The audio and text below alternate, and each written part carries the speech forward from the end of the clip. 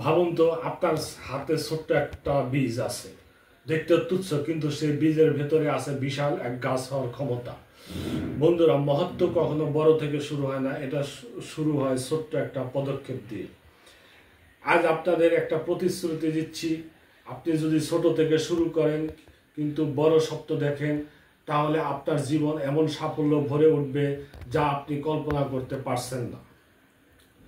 আপনি কি জানেন 70% সফল উদ্যোক্তা তাদের যাত্রা শুরু করেছিলেন একেবারে ছোট্ট জায়গা থেকে? স্টিভ জবস আর স্টিভ ওজনিয়াক অ্যাপেল শুরু করেছিলেন একটা গ্যারেজ থেকে।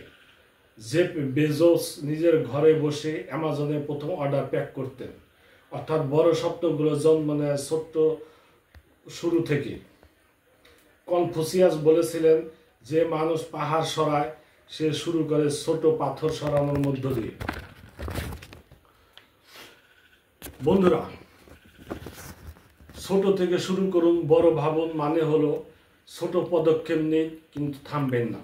প্রতিদিন একটুখানি কাজ করুন কিন্তু ভবিষ্যৎটা কল্পনা করুন বিশাল।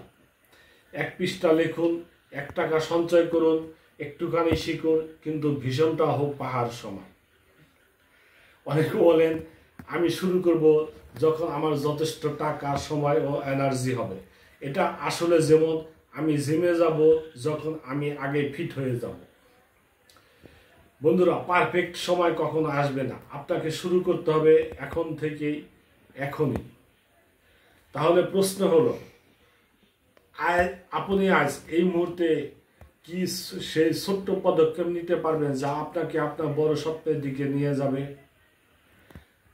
আমি আপনাদের চ্যালেঞ্জ দিচ্ছি, এখনই একটা কাগজ কিনে লিখে ফেলুন আপনার বড় স্বপ্ন। তারপর লিখুন আজ আপনি কোন ছোট্ট কাজটা দিয়ে শুরু করবেন সেই স্বপ্নের পথে এগোতে। আজ এক ধাপ, কাল আরেক ধাপ, একদিন পিছনে তাকিয়ে দেখবেন ছোট ছোট পদক্ষেপ মিলেই আপনাকে দিয়েছে অসাধারণ সাফল্য।